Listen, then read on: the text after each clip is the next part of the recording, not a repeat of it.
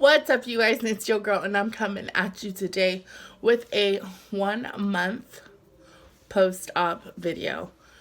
I'm recording with my phone today. I'm having technical difficulties with my laptop. I ain't even messing with it just to get that out of the way, but I think if we get to the important content, that's all people really care about. So if you're interested in all of those fine details, stay tuned. There's a lot of things that I went through this month that attributed to where I'm at right now. It's only been a month, and a handful of things have already been happening, more positive than negative. But I'm going to go ahead and talk to you about some of the things that I just attributed, and we're just going to go from there. And the planner girl in me did not kind of jot things down this time around. I'm kind of going from my memory. So hopefully that's okay. Your girl just got off work, so it is what it is. So that first week after surgery is the worst. You're on a liquid diet, and I think that's where I lost that most handful of my weight. Sugar-free popsicles, sugar-free Jell-O were my jam. I'm very picky. I don't like the gels. I like the Jell-O. It's like sour or something, but it's like a sugar-free type that they got at like the neighborhood Walmart. $2.50 for the pack.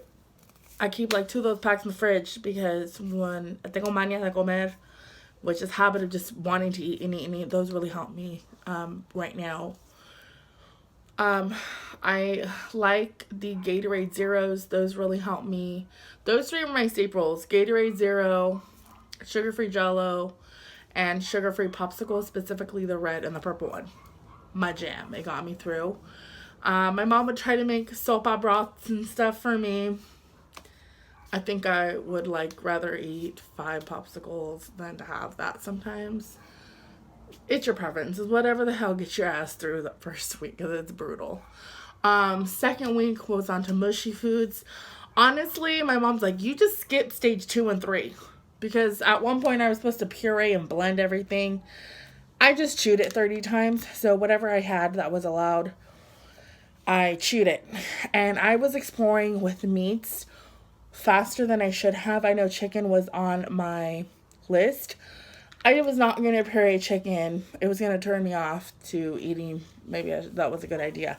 But I had eggs that second week. I had chicken. I had, I would go to a barbecue and I would try to eat the meat. It was really hard. That's when I learned that beef and me aren't friends. Me and pork. Just tried it. We weren't friends. They say chicken for a reason. Chicken and fish. Stick with the chicken.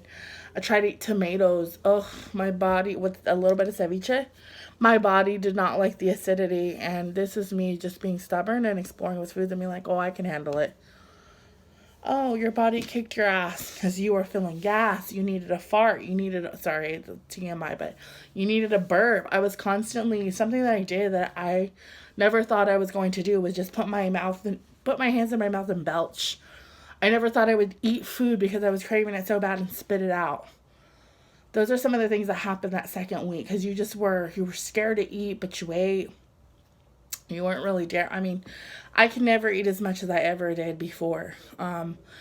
However, we will talk about some of the hurdles and some of the things that I've been doing these days. But yeah, that second week exploration period and my body kicked my ass. I remember feeling better towards the second week. My incisions were healing slowly. Towards the end of the second week, I was able to drive again. I had my 1 week post-op, and they took out my small incisions quickly, and then my larger one needed to stay in more because they said it looked like it was going to bust. It wasn't healing as fast as the rest of them. So that's what kept me from going back to work in 2 weeks. Otherwise, your girl would have tried to go back to work in 2 weeks. What else happened? Oh, that third week, I burnt myself out on eggs and avocado. That was my jam. Eggs, avocado, cheese. Eggs, avocado, cheese. 1 egg, a little bit of a cheese, and avocado. Burnt myself out on that shit. I don't want to see another avocado. I don't want to see another egg right now. Don't give me no cheese unless it's a cheese stick. I ain't having it. I can say that my first initial time going out, I had a little bit of the Panera soup and 1 egg. I ate half of the egg. I ate some of the soup. I was done. I was good. I went out to Taco Truck with my friend. I got this big salad with the grilled chicken on top. 6, 7 bites. I threw that shit away. I threw away more food going places than I've ever had before. I'm trying to test my limit. Can't do it. I'm full with the cheese stick. I'm full with, you roll the cheese stick up in the turkey meat. 1, 2 of those. I'm good. I'm full. And that's something that's new. Is feeling full. I've never felt full before. I feel full now, or I feel content. My body will let me know when I had too much. There was one time where I went out and I had a little bit of the sauteed chicken and zucchini and mushrooms from from Panda. My body don't fuck with Panera. Don't judge me on that. It's just something that I did. I threw up. I belched. I had the nausea enzymes in my mouth. I felt sick. I learned very quickly that I can't be fucking around with that kind of shit. And I tested my limit because that was only this much. And it was too much. So learning my boundaries. Making sure I'm hydrated. I went a couple times where my urine was practically orange. And so I'm like, oh shit, like that's never happened. It's always been the yellow or the lighter. So, just making sure that you take your vitamins. I had a couple of you asking me questions if I'm losing hair. Not yet. I do take a woman's 1 a day. I'll take calcium citrate plus D. And I take my thyroid medication. And I think that's it for now. Yeah, that's it for now. So we're going to go ahead and talk about the 4th week. 4th week, I became a little more daring, to be honest. I think that's why I wasn't so losing weight as much. I started tracking the 4th week, but there were days when I didn't track. I just kind of said, okay, I'm going to eat a little this, a little that. And I'm gaining weight. And something that I learned is that your weight does fluctuate still with surgery. I've lost like 28, 30 pounds this month. And I was disappointed. But it's like, am I disappointed because the weight was going up and then down, or up and then down? Or am I disappointed because I knew my food choices weren't the healthiest? This surgery only takes you a part of the road. It does not complete your mission. You do not have to have an absentee of not working out and not making better choices and not tracking. It just kind of gives you a boost to what you need to be doing. So, that is the biggest kind of lesson here. I've had many so far non-scale victories that I'm going to share that I am very proud about. So the non-scale victories are one to be proud about. Just overall, you guys know I'm dealing with some vascular issues. Feeling happier though, being happier at work, being happier around friends, wanting to do things that I used to do. Not being so depressed and negative on social media like I used to. Wanting to talk to guys and flirt. Getting attention. There's people in my DMs, being like, I miss when we used to talk. Oh, see, wait, homeboy. Wait till I be looking hotter. I'm just kidding. Got my exes lurking. What's up, ex? How you doing? Breaking up with me was the best thing for me, boo. No, I'm just kidding. I said I wasn't going to be salty, and here I am, causing drama. No, I'm just kidding. Non-scale victories. Labs are exceptional. I got one of my metabolic panels. The glucose is the one that I have to be concerned about and watch. Well, it was 100, and if you know anything about the ranges, that's the max. That's where it needs to be normalized. So in month 1, it got normalized.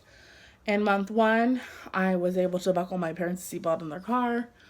In month 1, I was able to see my sides dip into the mirror a little bit, and that makes me very happy. In month 1, I got my menstruation back. I have not had that bitch for a long time, like almost a year or two. So just feeling like a woman in that regards. And I hate it, but I love it at the same time because I know it's good for my body. My thyroid is dropping, so it's getting to be faster. As far as my leg and my vascular pain, that has not fixed, but I knew that the surgeon said VSG was not going to fix that. I needed to see a specialist. So other than that, my face, there's less puffiness. I think I smiled one time in the car and I'm starting to see a little, oh, hello, dimples, I see you.